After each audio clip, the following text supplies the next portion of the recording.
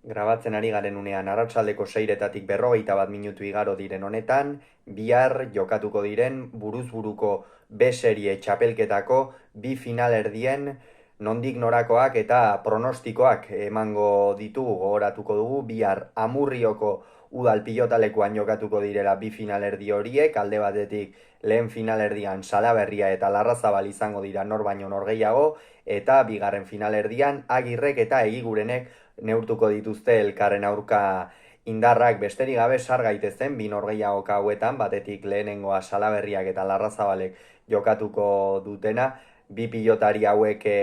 finalerdietan sartzeko favoritoen artean sartzen ziren, zalantzari gabe aurtengo honetan Salaberriak ez zuen espero bezain ongi hasi txapelketa, Zubizarretaren aurka, norgehiagoka ona jokatu zuen azkenerako, baina ez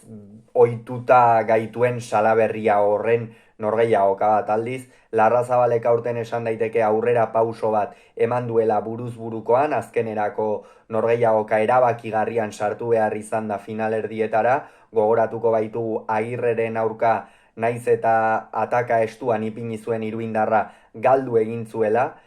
eta horren ondorioz multzoko bigarren moduan sailkatu da. Eta Salaberriak berriz txapelketari ongi ekin espazion ere urrengo bi norgehiagokak irabazi egin zituen, eta honen bestez multzoko lehen postuan sailkatzeko beta izan du Goizuetarrak. Hemen Larrazabal irtengo da favorito, askoz ere kolpe luzeagoko pilotaria da. Salaberria egia da pilotari gogorra dela,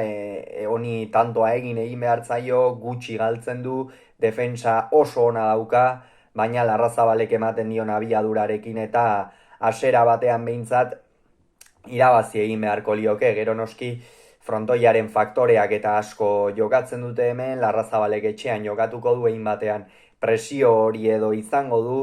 baina eta hortikan Salaberriak zer edo zer atera dezake. Zer egin beharko du Salaberriak? Lehenik eta behin ongi sakatu, alik eta pilota eroso gutxien utzi Larrazabali, bestela pilota eroso bat uzten baldin badio honek amaitzeko gaitasun ikeragarriak dauzka, eta nik uste deseroso ibiltzeko gai baldin bada eta kantxan mugitzeko eta Salaberriak aukerak izan ditzakela, baina hala ere esan bezala Larrazabal hasiera batean favorito izango da. Eta bestetik berriz Agirrek eta Egigurenek neurtuko dituzte indarrak. Julen Egigurenek ez du behar bada txapelketarik onena egin, lehen da biziko partidan eskiroz irabazi egin zion, baina zati askotan ez zuen bat ere itxura ona eman Azpeitiarrak, gerora beste bi norgehiagokak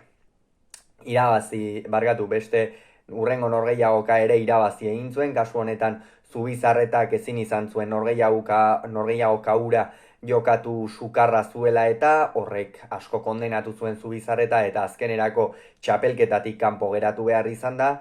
eta Agirrek berriz erosotasun handiz lortu du finalerdietarako sailkapena, hain zuzen ere 3-3 norgehiagokak irabazi baititu iruindarrak, erraz esaten da hori, baina ez da inondik inora ere, lehen da biziko partidan Senar gainetik pasa zuen, bigarren norgehiagokan Larrazabalen aurka ere irabazi egin zuen, eta azken norgehiagokan Aldaberi ere irabazi egin zion, beraz 3-3 irabazita, Agirre inoiz baino konfiantza handiagoarekin eta favorito iritsiko da norgehiagoka honetara. Agirrek, biak dira oso pilotariak, oso gutxi galtzen dutenak, hauei tantoa sartu egin behar zaie, bai Agirreri eta bai Egigureni, baina Agirrek lehenik eta bin sakearekin hasita sekulako almena erakutsi du, gero tantoak amaitzerako garaian ere inspirazio ikeragarria erakutsi du txapelketa honetan. Gogoratuko dugu ze final egin zuen promozioko binakako hartan, gainetik pasa zituen, xeatu egin zituen Larrazabal eta Eskiroz, eta geroztikan errematean oso fin dabil iruindarra, eta hor ere egon daiteke gakoa, baina Egiguren pilotari oso arriskutsua da, baina oraindik ere aurtengoan behintzat Agirreri buruz-buru irabazteko ez dut ikusten, eta beraz Agirre ikusten dut hemen favorito. Ikusiko dugu ea zer gertatzen den, norgehiagoka irekiak dira, hala ere ederrak izango dira ziur, eta noski ostean analisia izango duzue kirolunean. Hauxe beraz, esan beharrekoa, hurrengoan gehiago izango duzue, bitartean on izan, agur.